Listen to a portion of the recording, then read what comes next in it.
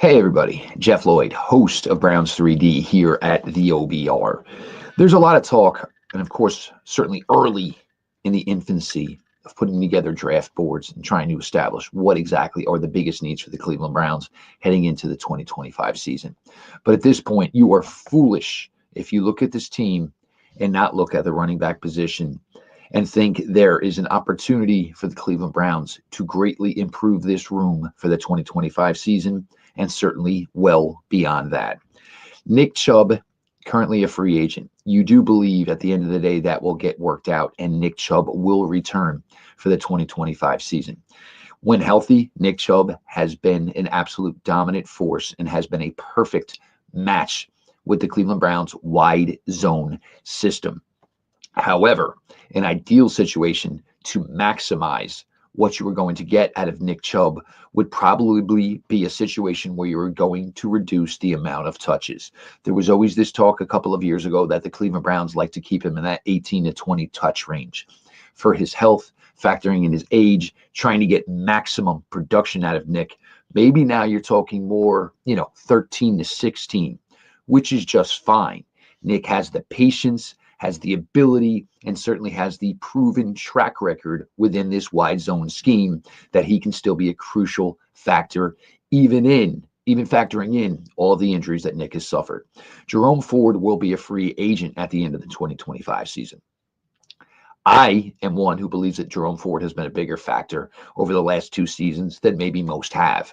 But you cannot ignore the fact that Jerome Ford will be in his final season here with the Cleveland Browns.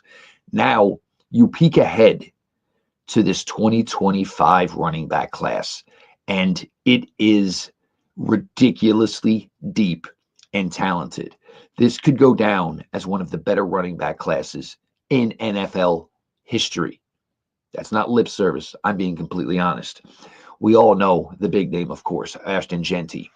Great player. I don't know how that fits into the Browns system, and I certainly would never draft a running back that high personally. Omarion Hampton from North Carolina. He is one guy that everybody talks about and says it may be a closer gap between Ashton Jeanty and Omarion Hampton than many people want to, basically admit. Caleb Johnson out of Iowa was the entire Iowa offense. And I'm not even joking. Now, his abilities look like they will translate perfectly into the wide zone system. Knows how to read his blockers, is a great one cut and go to daylight type of player, and certainly has the long speed to be successful and take those 10 to 12 yard would-be runs into 60 to 70 yard touchdown runs. I don't have to tell any of you Browns fans about Quinshon Judkins and Travion Henderson.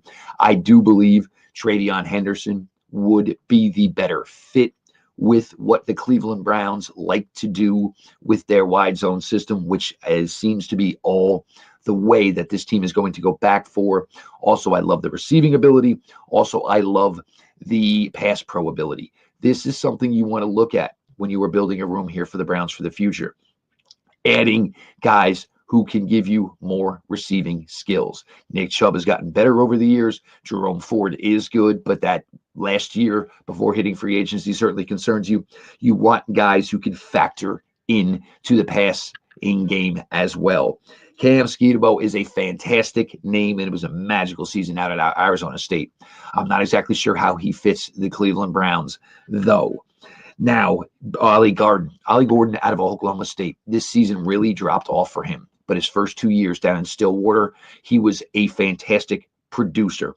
Could truly find a breath of fresh air and find new life coming to a running-friendly system here with the Cleveland Browns.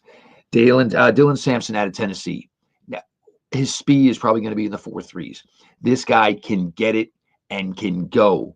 And as a rookie, limited touches could be a real factor for the Cleveland Browns headed into this season.